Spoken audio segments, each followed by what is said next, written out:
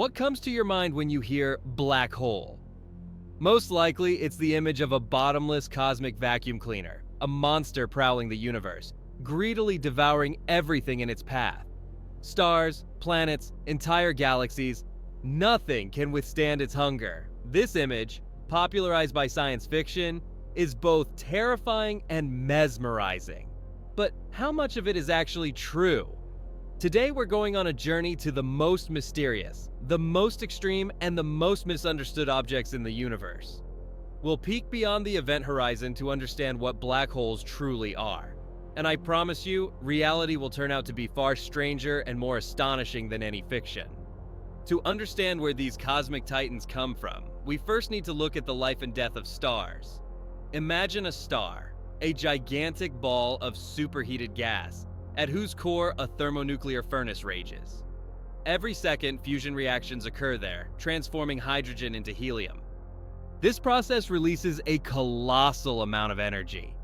This energy, pushing outwards from within, creates pressure that counteracts the monstrous force of gravity, which tries to compress the star into a single point.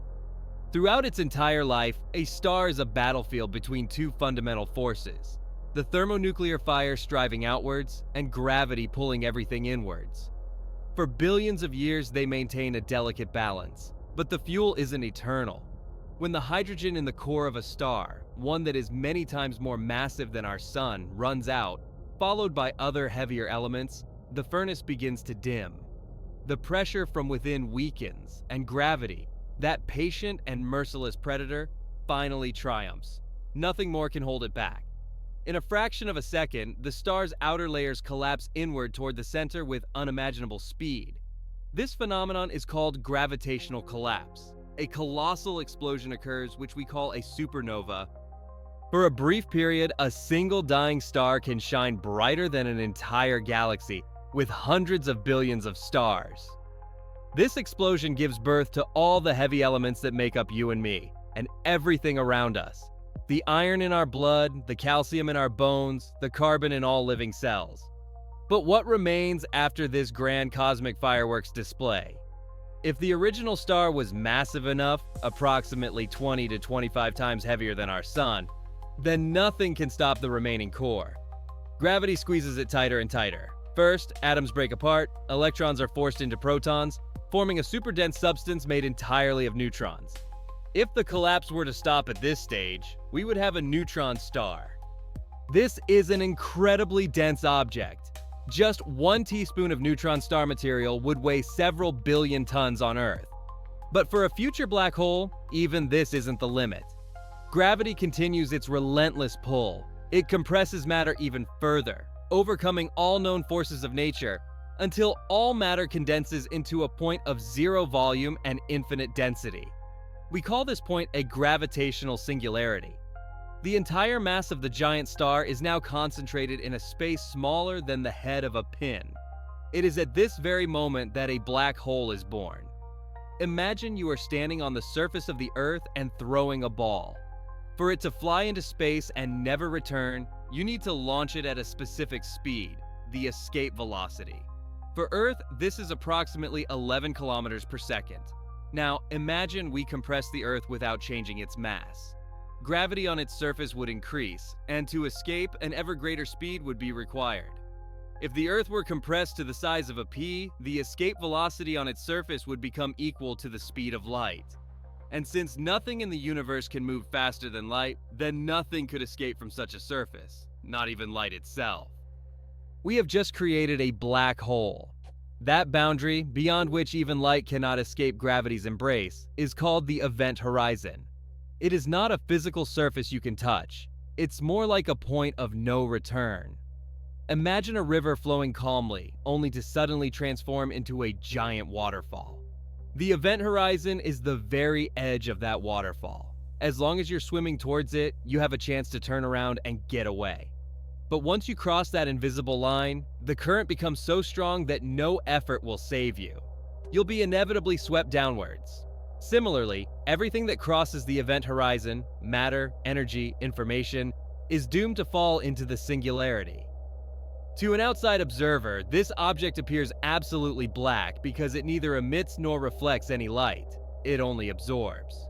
But what's fascinating is that the very idea of such objects existing emerged long before we knew about supernovae and singularities. As early as in 1783, the English scientist John Michell proposed that dark stars could exist in the universe, so massive and dense that even light could not escape their surface. His reasoning was based on Newton's theory of gravitation.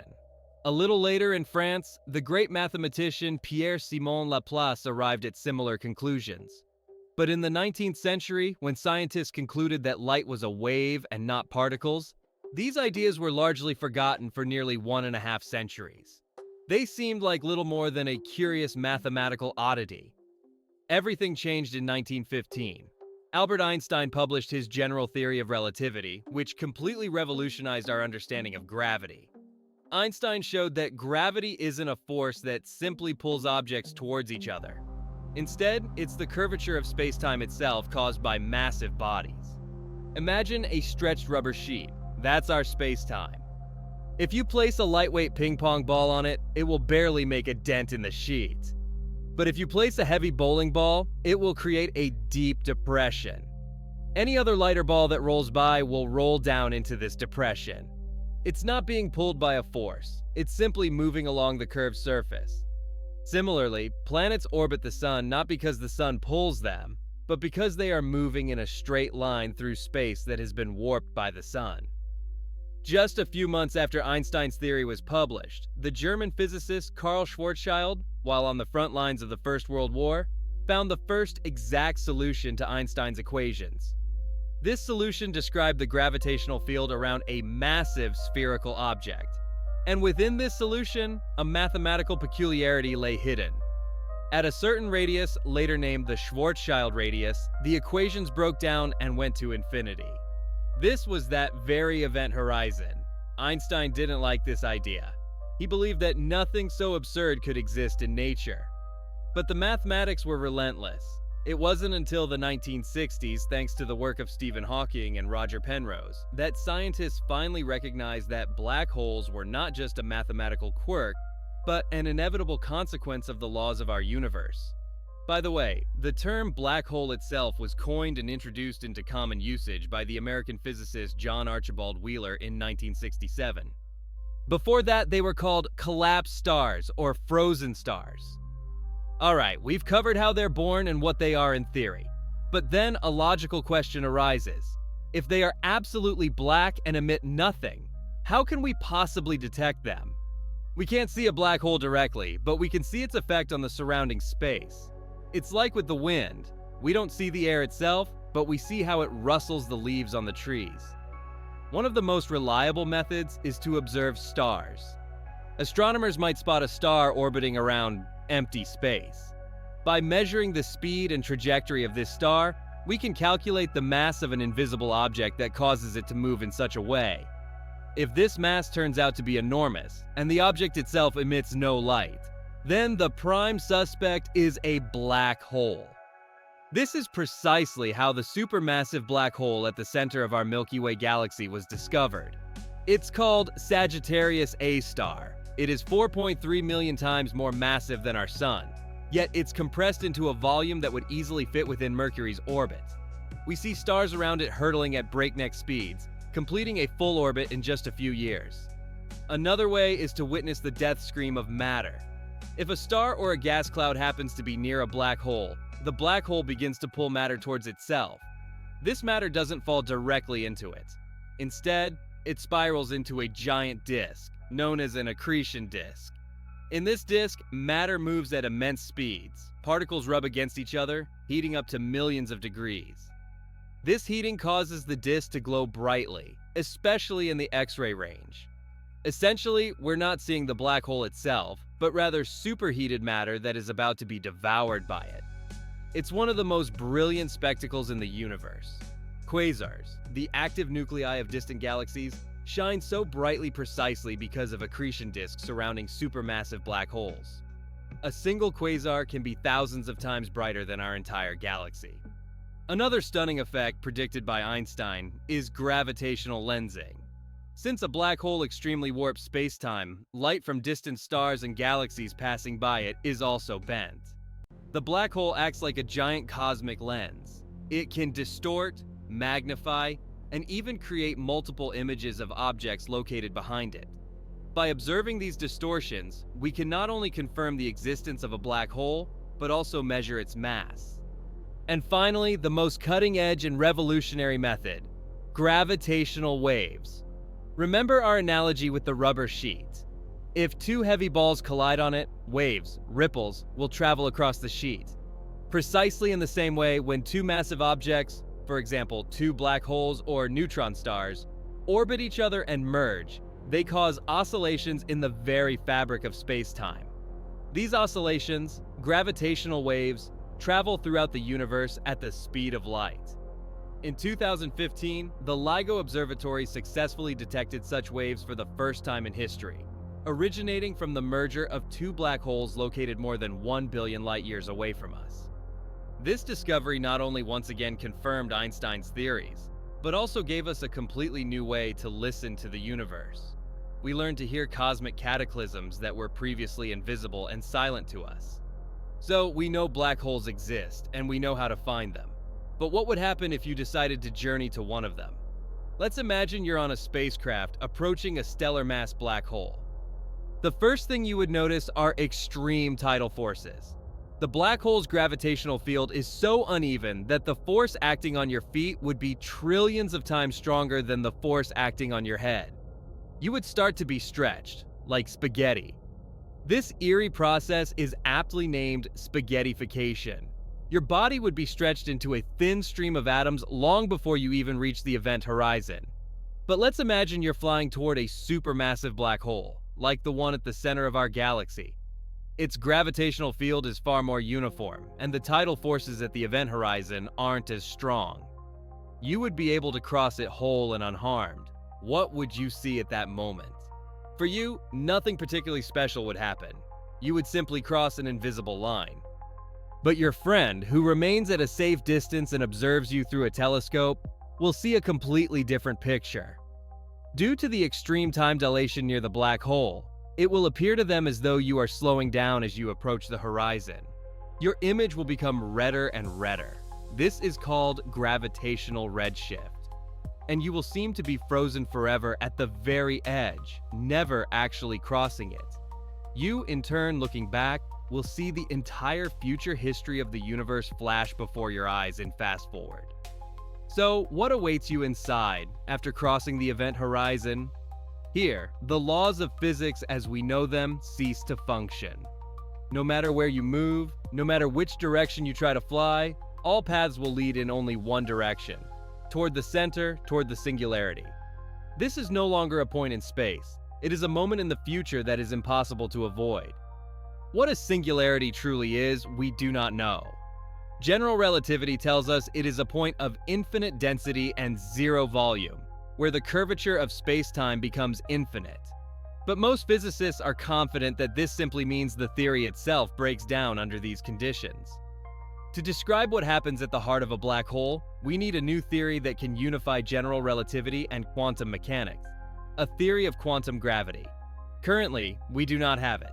For a long time, black holes were considered eternal prisons, that everything that falls into them stays there forever. Information that crosses the event horizon vanishes without a trace, which contradicts one of the fundamental principles of quantum mechanics. This paradox troubled scientists greatly, but in 1974, Stephen Hawking made a startling discovery that revolutionized our understanding of black holes. Hawking applied the laws of quantum mechanics to the region around the event horizon and discovered that black holes aren't entirely black after all.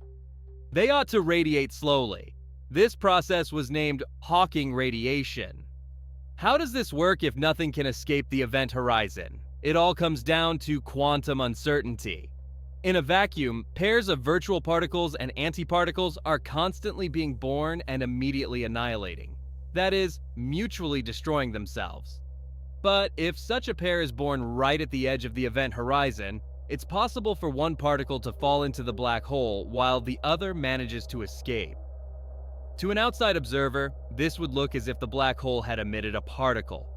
What's more, for the law of conservation of energy to hold true, the energy of the escaping particle is drawn from the mass of the black hole itself.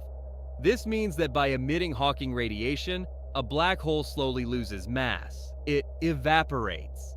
This process is incredibly slow. For a solar mass black hole, the time for complete evaporation would be a number with 67 zeros in years. That's much longer than the current age of the universe. But for tiny microscopic black holes, perhaps born during the Big Bang, this process could be far quicker.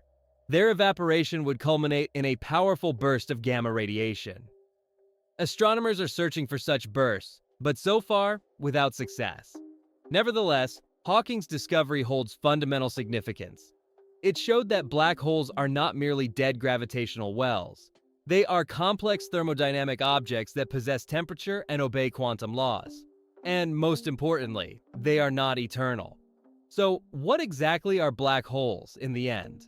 They're not just cosmic monsters. They are laboratories of extreme physics, created by nature itself. By studying them, we push the very boundaries of our understanding of space, time, matter, and gravity. They compel us to ask the deepest questions.